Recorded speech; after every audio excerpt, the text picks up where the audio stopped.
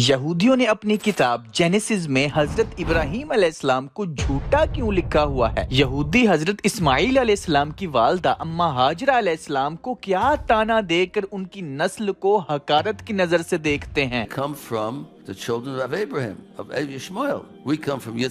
امت کے لیے بہترین زندگی کا نمونہ آخری پیغمبر کی زندگی ہے، لیکن آخری پیغمبر کے لیے بہترین زندگی کا نمونہ اللہ نے کس پیغمبر کو کہا؟ یہودیوں کی مسلمانوں سے نفرت کی آخر بنیادی وجہ ہے کیا؟ وہ حضرت ابراہیم علیہ السلام کی دوسری بیوی ہاجرہ علیہ السلام کو لونڈی کیوں کہتے ہیں؟ حضرت ابراہیم علیہ السلام کے دو بیٹوں میں سے حضرت اسحاق علیہ السلام کی لڑی میں سے درجنوں انبیاء اس دنیا میں تشریف لائے، لیکن حضرت ابراہیم علیہ السلام کے بیٹے حضرت اسماعیل علیہ السلام کی لڑی میں سے صرف اور صرف آخری پیغمبر ہی تشریف لائے۔ تو پھر آخر کیوں یہودی سب کچھ جاننے کے باوجود آخری پیغمبر حضور پاک کو نہیں مانتے؟ آخر امریکہ اور اسرائیل کیوں ایران کو تباہ کر دینا چاہتے ہیں اور اس کے بعد کیوں پاکستان کا نمبر ہے؟ mission that we have is to prevent a militant Islamic regime from meeting up with nuclear weapons or from nuclear weapons meeting up with a militant Islamic regime. The first is called Iran, the second is called Pakistan. Because if these radical regimes have nuclear weapons, they will not obey the rules that have been obeyed in the last almost 7 decades. یہودی، عیسائی اور مسلمان تینوں خود کو دین ابراہیمی کے اوپر کہتے ہیں۔ آخر دین ابراہیمی ہے کیا اور آج حقیقت میں اس کے اوپر کون قائم ہے؟ چلے آئیں شروع سے شروع کرتے ہیں۔ Do we pray to the same God? We have the same God as the Arabs. We believe in the same God, one God. They come from the children of Abraham, of Ishmael. We come from Yitzchak, and they come from Ishmael. دوستو، اصلی دین جو حضرت موسیٰ علیہ السلام اور ان سے پہلے کے اور بعد کے انبیاء لائے وہ اسلام ہی تھا۔ آدم علیہ السلام سے لے کے آخری پیغمبر تک، اور حضرت موسیٰ علیہ السلام بھی اسلام ہی لے کے آئے تھے۔ یہودی حضرت موسیٰ علیہ السلام کے یا توریت کے مطابق دین کا نام نہیں، بلکہ یہودی ایک نسل ہے جو حضرت یعقوب علیہ السلام کے چوتھے بیٹے یہودا کی نسل سے شروع ہوئی۔ تمہارا کیا خیال ہے کہ قوم بنی اسرائیل کا مستقبل یوسف رقم کرے گا یا یہودا؟ وہ تو ظاہر ہے کہ یوسف۔ نہیں شمون، نہیں، آئندہ آنے والے دیکھیں گے کہ بنی اسرائیل کو یہودی کہا جائے گا، نہ کہ Yusufi.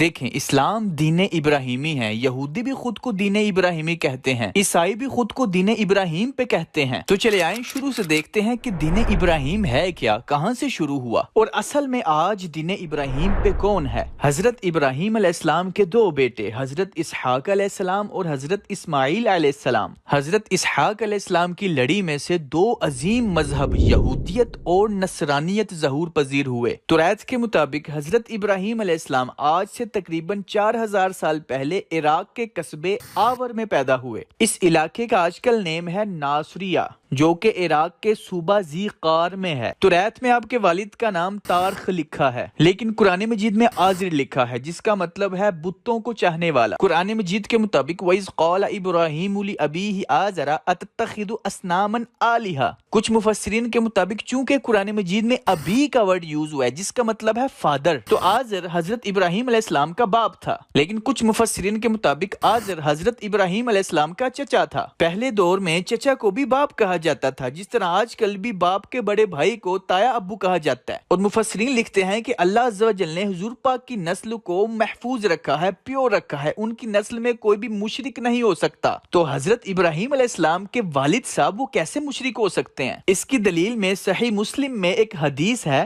I was born from pure lineage, generation after generation, none of my fathers committed shirk۔ خیر یہ کچھ پہلو تھے، ہم دوبارہ آتے ہیں تاریخ پہ۔ حضرت ابراہیم علیہ السلام نے چونکہ بتوں کو توڑا، بتوں کو غلط کہا اور ایک خدا کی عبادت کرنے کو کہا، تو آزر جو کہ بت بناتا تھا اس نے حضرت ابراہیم علیہ السلام سے جنگ چھیڑ دی اور انہیں سنگسار کی دھمکی دے کر وطن سے نکال دیا۔ پھر آپ اپنے بھتیجے حضرت لوط علیہ السلام کو اپنے ساتھ لے کے شام اور فلسطین کے ان میدانوں کی طرف نکل آئے جو دجلہ اور فرات کے درمیان اپنی زرخیزی اور سرسبزی کی وجہ سے مشہور تھے۔ یہودیوں کی کتاب تلمود، جس میں یہودی شریعت، اخلاقیات، تاریخ اور عقائد موجود ہیں، یہ 5ویں صدی عیسوی میں مکمل ہوئی تھی۔ اس تلمود کتاب کے 2 حصے ہیں، پہلی کا نام مشنا اور دوسرا گیمارا۔ اس کتاب کے باب 11 فقرہ 29 اور باب 17 فقرہ 17 کے مطابق حضرت ابراہیم علیہ السلام جس دن پیدا ہوئے اس دن نجومیوں نے آسمان پر ایک علامت دیکھی اور نمرود کو کہا کہ تارخ کے ہاں جو بچہ پیدا ہوا ہے اسے قتل کروا دو۔ تارخ نے غلام کا بچہ دے کر اپنے بچے کو بچا لیا۔ اس کے بعد تارخ نے اپنی بیوی اور بچے کو غار میں چھپا دیا جہاں پہ وہ تقریباً 10 سال رہے۔ 11ویں سال حضرت ابراہیم علیہ السلام کو حضرت نوح کے پاس بھیج دیا جہاں وہ 39 سال تک حضرت نوح علیہ السلام اور ان کے بیٹے سام کی تربیت میں رہے۔ یہودیوں کی کتاب تلمود کے مطابق حضرت ابراہیم علیہ السلام جب 50 سال کے ہوئے تو حضرت نوح علیہ السلام کا گھر چھوڑ کر اپنے گھر آئے۔ آ کر دیکھا کہ ان کے گھر والے تو بتوں کی پوجا کر رہے ہیں۔ ابراہیم علیہ السلام نے تارخ کو سمجھایا، جب وہ نہیں مانا تو انہوں نے بتوں کو توڑ دیا۔ تارخ نے یہ بات جا کے نمرود کو بتا دی کہ 50 سال پہلے جو میرے ہاں بچہ پیدا ہوا تھا میں نے اسے بچا لیا تھا اور آج اس نے یہ حرکت کی ہے۔ نمرود نے حضرت ابراہیم علیہ السلام کو قید کر لیا اور بعد میں مشورہ کر کے ان کو آگ میں ڈالنے کا فیصلہ کیا۔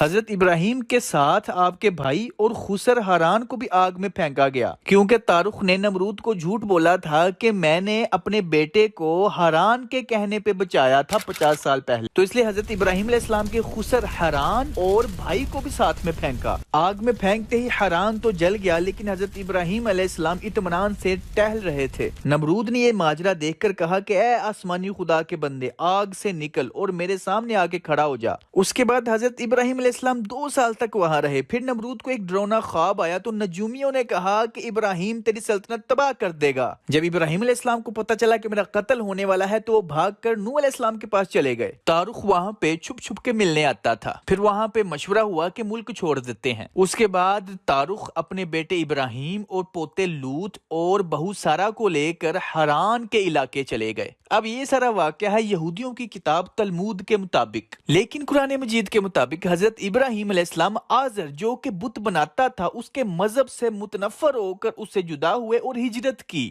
ہجرت کر کے حران چلے گئے جو کہ آج کل کے ترکی کا ایک علاقہ شانلی عرفہ ہے۔ حران میں آپ زیادہ دیر نہیں رہے، وہاں سے شکیم چلے گئے جو کہ آج کل کے فلسطین کے ایک شہر کا نام ہے نابلس۔ جی ہاں دوستو، فلسطین اسی لیے اہم ہے، اسے پیغمبروں کا فیورٹ شہر بھی کہا جاتا ہے۔ جیسے جیسے تاریخ میں آگے جاتے جائیں گے ہمیں سمجھ آتا جائے گا، ہم تاریخ کو شروع سے پڑھ رہے ہیں نا ترتیب سے۔ پھر فلسطین کے علاقے نابلس سے وہ آگے بڑھے اور مصر جا پہنچے۔ جب وہ مصر پہنچے تو مصر کے موقع کے اوپر تو ریت نے حضرت ابراہیم علیہ السلام کو کاذب یعنی جھوٹا بولا ہے کہ آپ نے اپنی 70 سالہ بیوی سارا کو بہن کہہ کر مصریوں کو دے دیا۔ کتاب جینیسس باب 12 فقرہ 14 سے 20 تک۔ یاد رہے یہودیوں کی کتاب تلمود اور عیسائیوں کی کتاب بائبل کے مطابق حضرت ابراہیم علیہ السلام اور ان کی بیوی سارا علیہ السلام کے درمیان 10 سال کا فاصلہ تھا، یعنی ان دونوں کی عمر میں 10 سال کا فرق تھا۔ اب آ جائیں بک جینیسس باب 12 فقرہ 14 سے آگے۔ جب ابراہیم مصر پہنچا، مصریوں نے اس عورت کو دیکھا، وہ نہایت خوبصورت ہے اور فرعون کے امیروں نے بھی اسے دیکھا اور فرعون کے حضور اس کی تعریف کی اور اس عورت کو فرعون کے گھر لے گئے اور اس نے اس کے سبب ابراہیم پر احسان کیا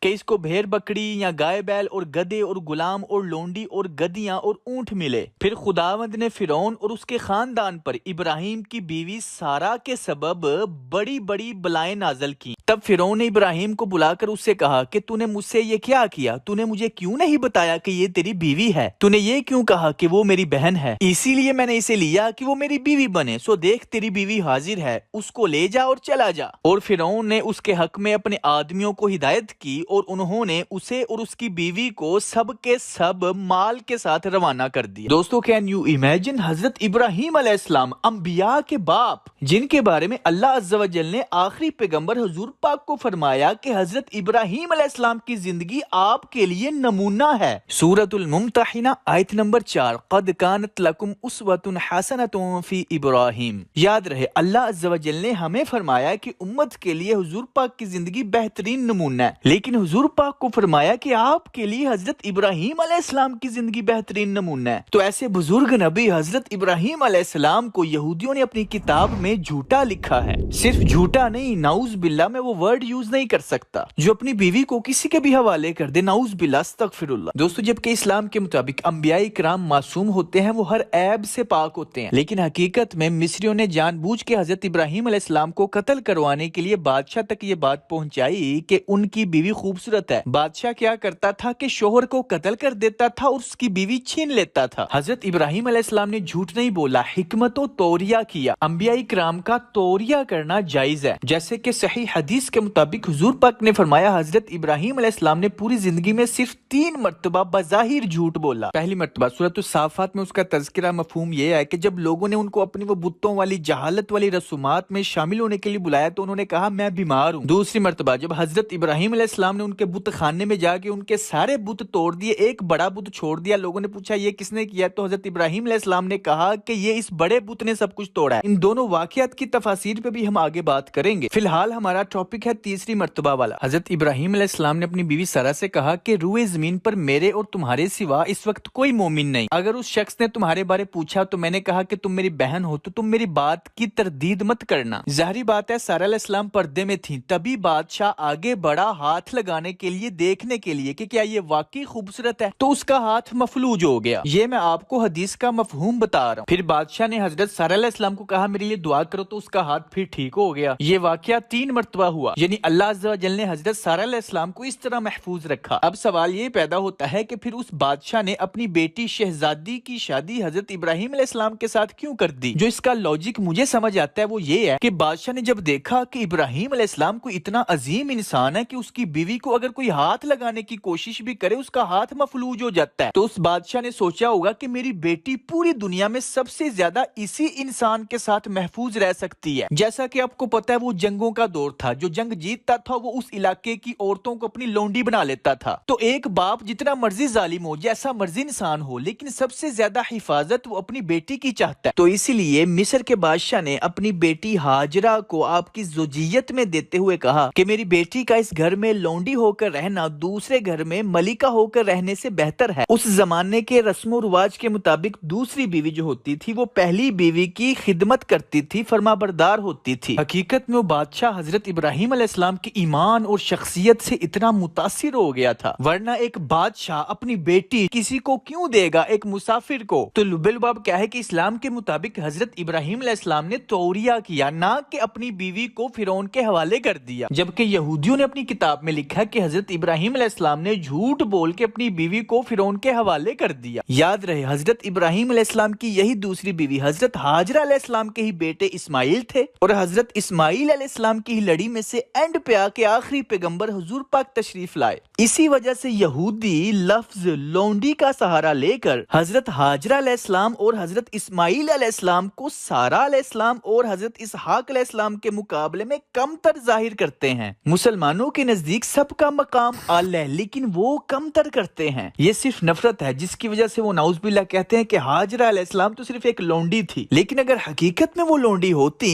تو سارہ علیہ السلام دونوں ماں بیٹے کو گھر سے نہ نکال دیتی، کیونکہ ان کی شریعت میں لونڈی اور اس کے بیٹے کو وراثت نہیں ملتی۔ دوستو، بنی اسرائیل کا یہ تانا کہ بنی اسماعیل ہم سے اس لیے کم تر ہیں کہ وہ لونڈی میں سے ہیں، ان کا یہ دعویٰ ان کی اپنی کتاب توریت کے مطابق ہی غلط ہے۔ توریت کی بک جینیسس باب 15 فقرات 2 سے 4۔ ابراہیم نے کہا کہ اے خداوند تو مجھ کو کیا دے گا، میں تو بے اولاد جاتا ہوں اور میرے گھر کا مختار العزر ہے۔ پھر ابراہیم نے کہا کہ تو نے مجھے فرزند نہ دیا اور دے کہ میرا خانہ زاد میرا وارث ہوگا۔ تب خداوند کا کلام اس پر اترا، اس نے کہا کہ یہ تیرا وارث نہیں ہوگا بلکہ تیرا وارث وہ ہوگا جو تیرے صلب سے پیدا ہوگا۔ اس کا مفہوم یہ ہے کہ حضرت ابراہیم علیہ السلام کافی بوڑھے ہو چکے تھے اور ان کی کوئی اولاد نہیں تھی، لیکن ان کا ایک غلام تھا، وہ سوچ رہے تھے کہ کہیں میں اسے ہی وارث نہ بنا دوں، لیکن اللہ عز و جل نے کہا کہ نہیں، تیرا وارث وہ ہوگا جو تیرا اپنا خون ہوگا۔ ان کی دعا قبول ہوئی، حضرت ہاجرہ علیہ السلام حاملہ ہوئی اور اسماعیل علیہ السلام پیدا ہوئے۔ ابن خلدون کے مطابق حضرت ہاجرہ علیہ السلام اگر لونڈی ہوتی تو اللہ عز و جل حضرت ہاجرہ علیہ السلام کی اولاد کو وارث کیوں بناتا؟ یاد رہے حضرت اسحاق علیہ السلام بعد میں پیدا ہوئے، جو کہ حضرت ابراہیم علیہ السلام کی پہلی بیوی حضرت سارہ علیہ السلام کے بیٹے ہیں۔ جب اللہ عز و جل نے حضرت ابراہیم علیہ السلام کو حضرت اسماعیل علیہ السلام سے نوازا تو اللہ عز و جل نے قرآن مجید میں فرمایا ہم نے آپ کو بغلام